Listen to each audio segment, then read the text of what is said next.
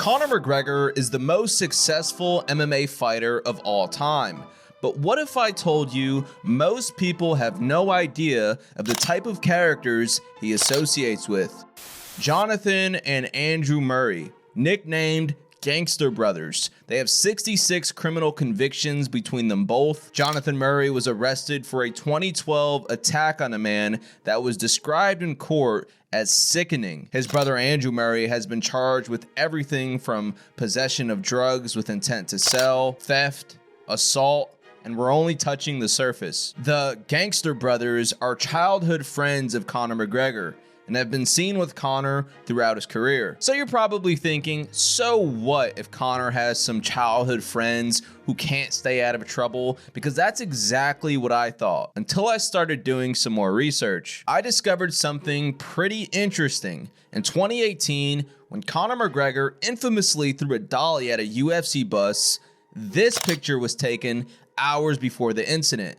Both Andrew and Jonathan Murray. After Conor McGregor was arrested and released on bond for throwing the dolly, only 2 weeks later, Andrew and Jonathan Murray were targeted in a series of raids across North Dublin. The Drug and Organised Crime Bureau, Ireland's version of the DEA, were looking for an international drug smuggling operation. During the raid, 6 people were arrested, drugs and $300,000 was also seized. The leader of the group was suspected to be a close associate of Andrew and Jonathan Murray. The drugs used in the scheme were supplied by the KINAHAN cartel, one of the 2 major criminal organizations in Ireland. But how was Conor McGregor connected to all of this? Yes, he's friends with Andrew and Jonathan, but a drug smuggling operation ran by the KINAHAN cartel? I'm sure Conor doesn't have any relationships with anyone that's in Ireland's biggest drug organization.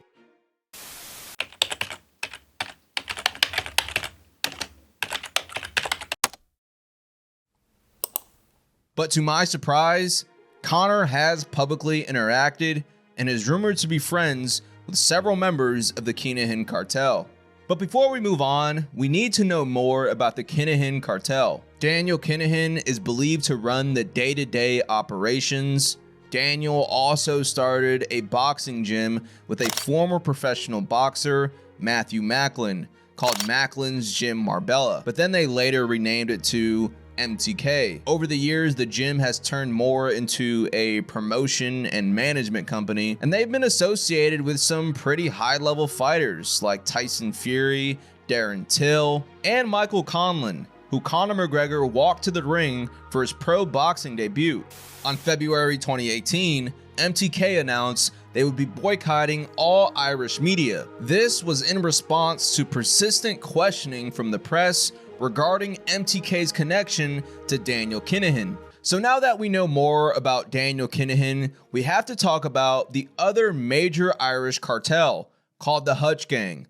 It's led by Gerry Hutch, who is a very well-known public figure in Ireland. He is accused of carrying out 2 of the biggest robberies in Irish history. He also runs a limousine service called Carry Anybody. He catered to several celebrities, including Mike Tyson. Gerry also absolutely hates the Kinahans, and here's why. The Kinahan cartel and the Hutch Gang were once on good terms, and they even worked alongside each other. In fact, Gerry's nephew, Gary Hutch, was at one point known to be Daniel Kinahan's closest associate, and ironically enough, this was the very thing that would lead to an all-out war. Around 2014, several Kinahan drug shipments got intercepted and seized by authorities, but this was rare for the gang, and they quickly assumed someone within their circle was leaking information. The person everyone pointed out of being the informant was Gary, due to being a relative newcomer,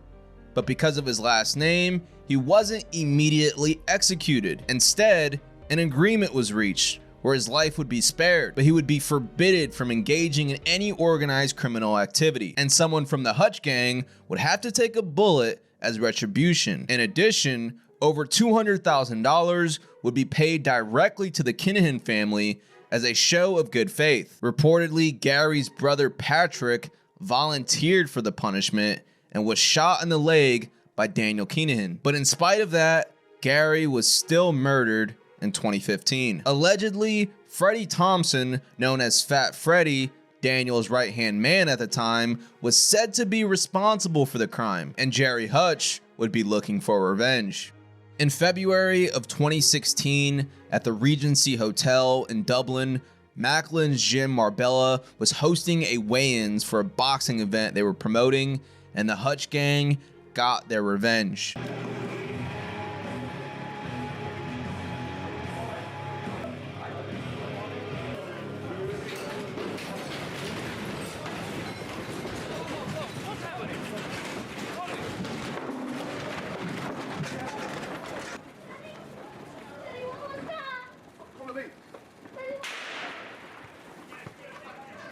Six gunmen showed up at the event, dressed in police uniforms and armed with assault rifles. One man was shot and killed, 2 more men were wounded. The alleged intended target was Daniel Kinahan, but he managed to leave before the shooting started. Patrick Hutch was one of the gunmen. He dressed as a woman and wore a blonde wig to hide his identity. But the man who was killed was an alleged lieutenant of the cartel and cousin of Fat Freddie Thompson, David Byrne. So how does Conor McGregor connect to all of this? Here is Conor with David Byrne in 2015.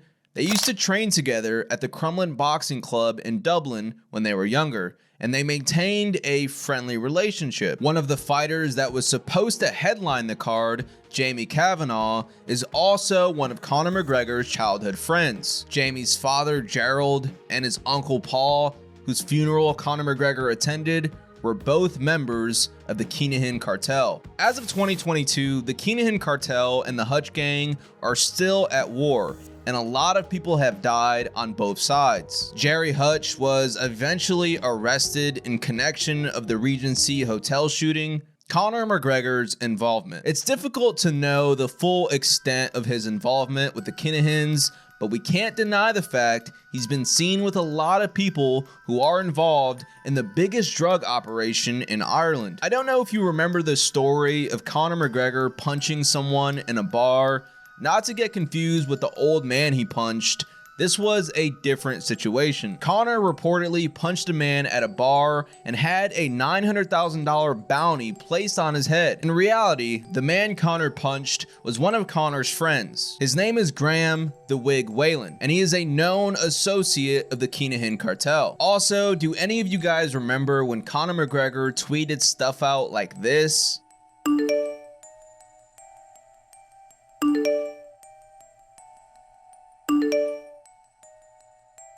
Or when he said this to Dustin Poirier after he lost?